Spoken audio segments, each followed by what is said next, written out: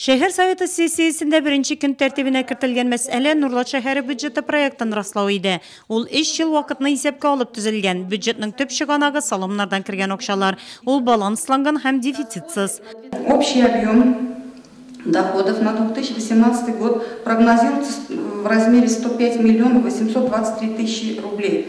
На 2019 год 106 миллионов 153 тысячи 60 тысяч рублей и на 2020 год 107 миллионов 222,7 тысячи рублей.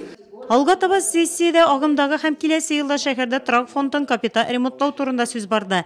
2008 елда алып бүгенге көнгә кадәр шәһәрдә 159 күп фатирлы йортлар төзекләндерелгән. Үткән ел 14, ә киләсе елга исә планда.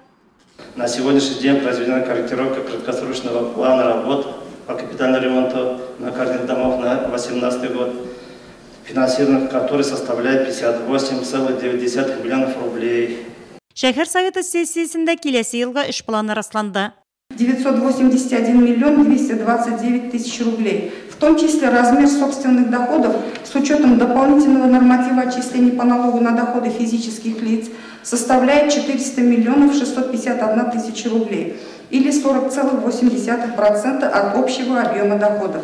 Әлеге саннар Нурлат муниципаль районы советының чираттагы 20-нче сессиясендә яңгырады. Депутатларга икенче укылышта бюджет тәкъдим ителде. Сессия эшенә кертелгән икенче көн тәртибе район советының эш планы кабул ителде. Узып баручы елның соңгы тапкыр үткәрелгән район һәм шәһәр советы сессияләрендә депутатлар һәр көн тәртибенә кертелгән мәсьәләләр буенча тиешле карарлар кабул итте.